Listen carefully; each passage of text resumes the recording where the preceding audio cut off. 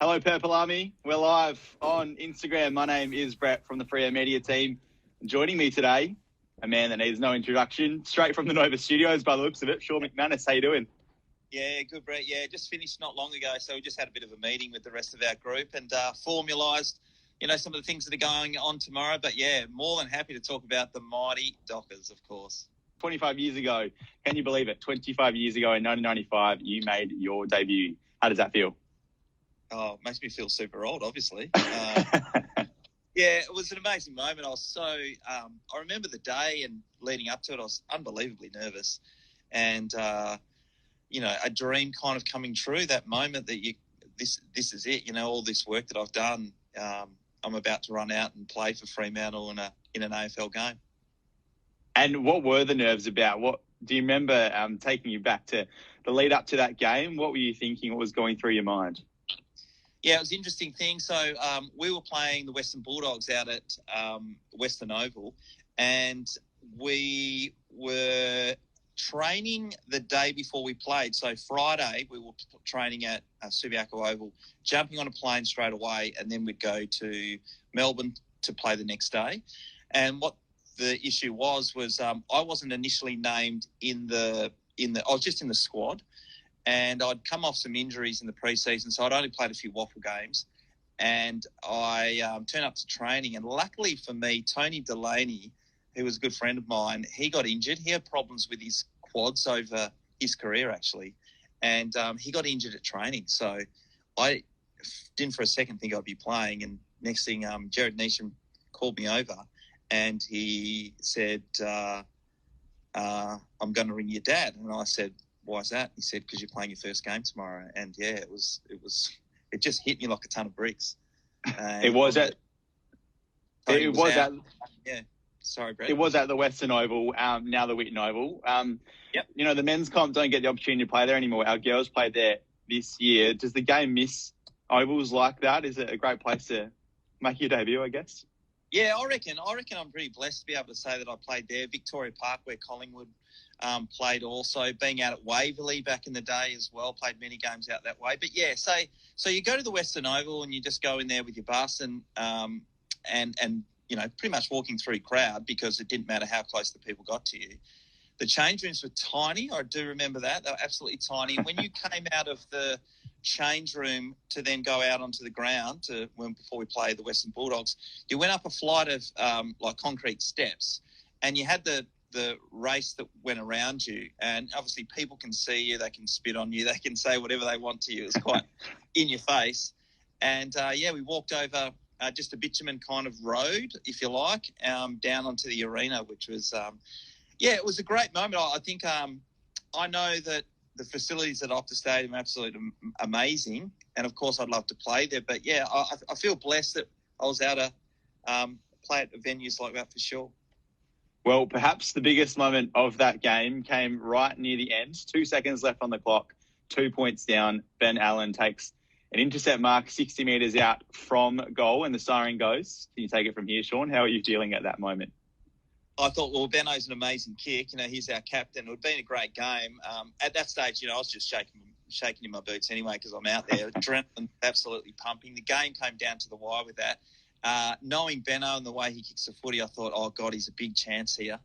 I think he went for a normal drop punt. I don't believe he went for a torpedo. I think you're right. He just fell short. And you know what? To be honest, Brett, I've reminded him of that story a lot over the journey, because it was my first game. Not that he, to make him kind of feel bad, but he certainly didn't. He's a star. He's a champion. He was our club captain, and there's no one who would have got as close as probably what he got. Agonisingly short, that's for sure. Hey, for the Purple Army out there, continue to send your questions in the comments below. We'll get to as many as we can very shortly. But Shaun, you kicked a goal yourself, a goal on debut. How did that moment feel? It was kind of surreal, actually, yeah. I hadn't long been on. I think I had a couple of kicks already. Like I said, the heart was racing, and the style of football that we played under Jared Neesham was really quite exciting, and I knew the game plan quite well. So anyway, as it turns out, I found myself quite free, and the ball came my way, and I was able to slot it through. Yeah, it's one of those moments when you run back, because I was playing on the wing, you run back to the wing and you're kind of sucking it all in and going, oh, my God, that just went through. But you're trying to act cool at the same time, like, this happens every day. But, yeah, loved it. And, hey, we mentioned Ben Allen. He was the captain in 95, as you said. What was he like to play under? He was great, Benno. I think he really showed to me what a professional footballer was all about. He had come over from Hawthorn, had success with them, obviously.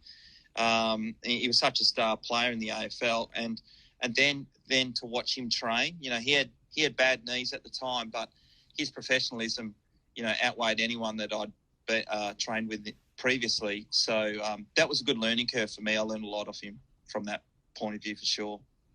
And now the hair, Shaun, looks very different to how it does now under that cap there, but it was probably longer than ever when you first burst onto the scene. Had you always had the long blonde locks growing up? Yeah, I think once I finished school, I was able to get my hair a little bit longer, and then I went the mad undercut underneath, which looked quite ridiculous when you think about it. But yeah, and you know what? I think at the time I always thought I had big ears. I don't think I do at all. I don't really have ears, but I don't know. You pick something on your body, on your head sometimes. I've got a massive nose, but the ears at the time, I think I was a bit nervous about having a short haircut, but the undercut was flowing. It was all happening, and that's what I ran with for a number of years.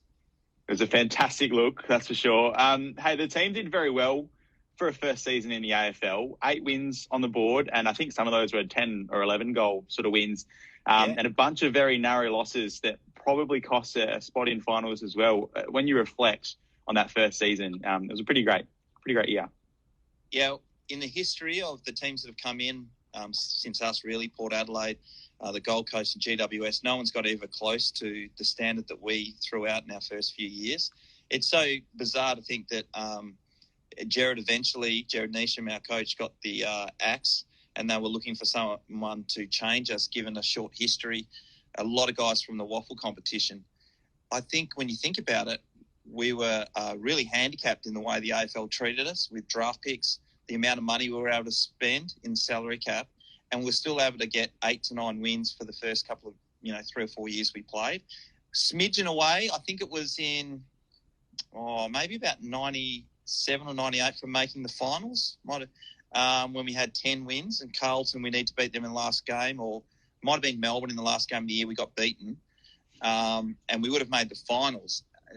None of the teams that have come in recent times got anywhere near that. They haven't won any games in the first few years. So, sorry, in reflection, it was awesome. And you know what, Brett, I think it was really some of the most enjoyable times playing footy under that style of game that we played. I really, really enjoyed it. It was very impressive. Hey, your biggest lesson from that 95 season, what did you take out of it that you brought into your second and third seasons at the club? Biggest lesson, probably injury prevention.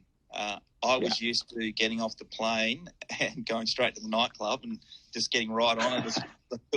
And I think after that season, I thought, this isn't good for you. You always think you're indestructible, and probably the level of professionalism was professional, but it wasn't nearly near the level the guys are at today. So I think following that, I realised I wasn't indestructible, and I did battle a few quad injuries through that year, and probably from not looking after myself as well as I should have. And Freo is a club that you were a part of as a player for 14 years, and you're still a part of in a very big way, still to this day. What does the Freo Footy Club mean to you, Shaun? Yeah, pretty much everything. I'm so passionate about the club. I spent so much time there, recently been back, but all the years that I spent down there working with a great bunch of people and different people, guys who you played with for a long time, some with a short time, and all the people that you work with, everyone's striving for the one goal, and that was to win Fremantle a premiership. Didn't happen in my time, and hopefully it happens shortly for all of us. But I don't know. I think because you feel like you're under pressure, the numbers are against you, your back's against the wall a lot of times, that you just bond so heavily with the brand that's our club and all the people that work there, and of course our Purple Army as well. So I don't know. It's I would never want to be recognised as anything other than someone who played for the Fremantle Dockers. I'm really, really chuffed about that. Obviously, this season is different and unlike any other, but how often are you able to get to the games these days? Yeah, most games. I think I've got to, since I finished playing footy, most games. I had a working role with the club for about 4 years under Mark Harvey, and then the first couple of years of Ross. And so I was at the games with the younger players, just talking them through different situations, doing some education. And then I went away from working at the club, but certainly was at every home game. And most of the time I'd be there in a corporate facility, hanging out with some clients or the like. But you know what I've really enjoyed over the last few years, watching the footy, and I don't do this as much because I've still got some other commitments at games, but just watching it with my boys, just simply going to the footy and watching our team with my sons is, a real highlight. Are your boys aware of how big of a star you were, Shaun? Have you rolled the highlight tape out? Yeah, there has been some moments in the last couple of weeks where there's been old games and all they do is take the piss out of me, to be honest, Brett. They laugh at my hairstyle. They laugh at the way I run. They laugh at stuff-ups, obviously. So I don't think they go around gloating, that's for sure. They're happy to point their dad out and all the mistakes he's made. And how are they? Are they going to follow their dad in their footballing journey? Are they strong footy players already? Yeah, well, there's so I've got three sons and a daughter, but the three boys, two of them play and one doesn't. One's not interested at all playing footy. He's into singing and drama and acting. So that's a different side of things for me. But the other two boys, they're really keen on their footy. And, yeah, I couldn't imagine them playing for the Dockers. You know, that would just break my heart in a good way. It would just be an emotional time if any of them were able to get to that level. It would just be, just an amazing moment. I don't want to put any pressure on them, but whatever they end up playing and whatever sport they end up playing, I'm right behind them for sure. Shaun, on our current lists, who excites you the most when you watch them play? Oh, excitement. Well, I love Sonny Walters at the moment. I think he's been absolutely outstanding. Of course, Fife, he set such a high standard. But, yeah, I think Sonny, the excitement around him. You know what, this is an interesting thing. Being back at the club and before everything was shut down and seeing him train in particular and having known where he's come from when I was first there, it's just exceptional. And I don't think you get an appreciation of his skill level, although we all know he's amazingly skilled, and the way he works to be able to be that good. I think it's a lesson for a lot of people. If only, I like to talking about my boys, but if I was able to take them down to training regularly and say, just watch this guy train, you can see that he's miles above. But can I just throw a throwback in there? Because Dave Mundy I played with for a number of years, and to see him out there just gives me a smile as well. And, I'm grateful I got to play with him. And, there's Aaron and that who have passed on before. But certainly having Dave Mundy out there, when he's playing well, I feel like I'm there with him. We love Dave. Hope he's around for a couple more years to come. Hey, now I posted your first goal to social media this morning. Some of the comments, Shaun, that came in under it include, he was unstoppable, he was all heart and courage. Another said, he is the heart and soul of our club. What does it mean to you when the fans clearly still have a lot of love there and speak so highly of you? Well, I'm passionate about the club. I think, I don't know, just when you play, you don't know how people recognise you or the things that they feel about you or the club for that matter. But I know that, there was times I played some real stinkers and I'm constantly reminded of them. But, yeah, that means a lot to me. It actually, makes me feel emotional that I'm recognised for someone who, I guess, put in, for want of an easier term, to our footy club. And I love every second of putting on the jumper. The number 8 jumper for me was a big thing, to be able to walk into the change rooms before a game and just put that on and be there with my teammates and represent Fremantle. Because, I grew up around the area and my family are all from that part of town. So to play for the Dockers and represent them, because that's what you're doing, and do it with passion and commitment is, something I'm super proud of. Yeah, I'd love to do it again. Jeez, do it all over and over. Good.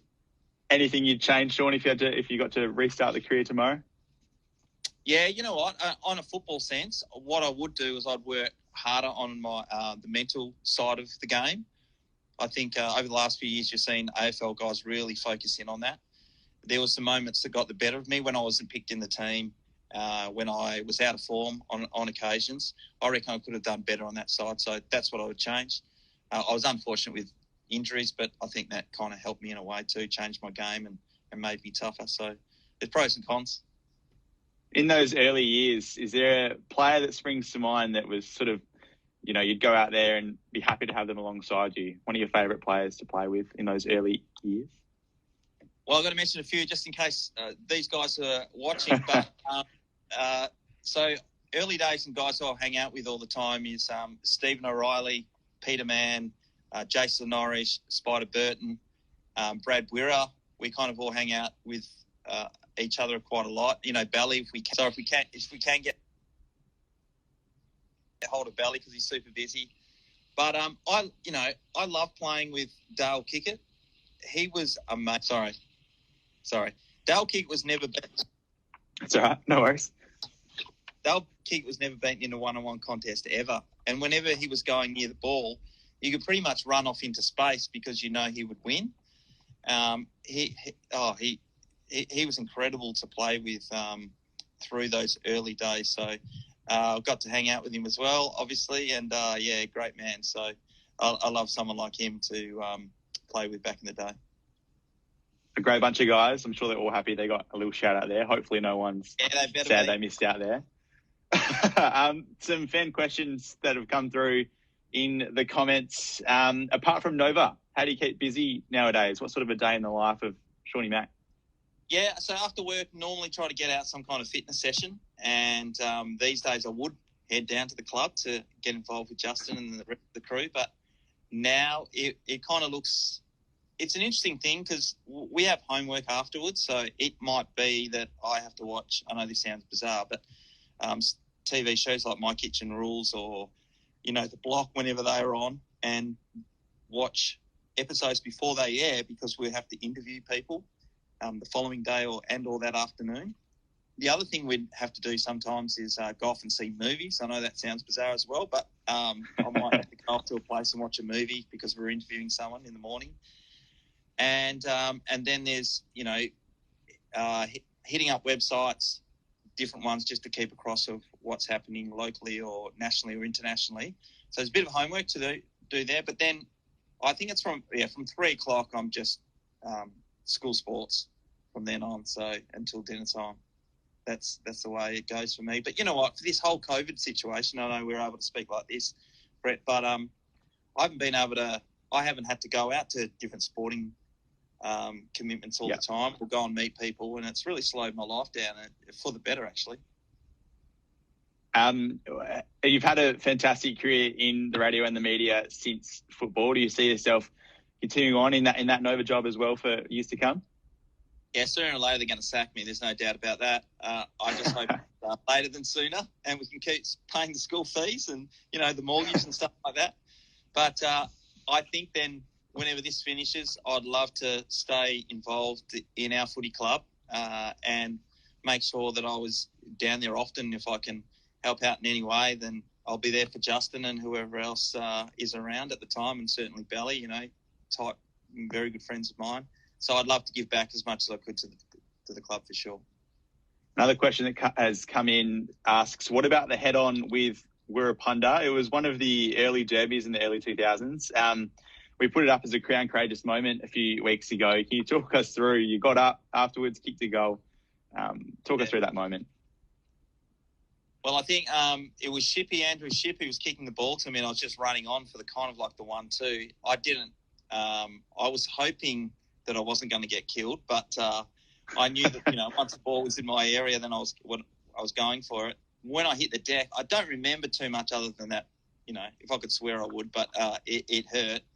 And then I do remember, and I've said this a fair few at events, that Clive came up to me, and he was right there, and he said, "Stay down, I'll take the kick."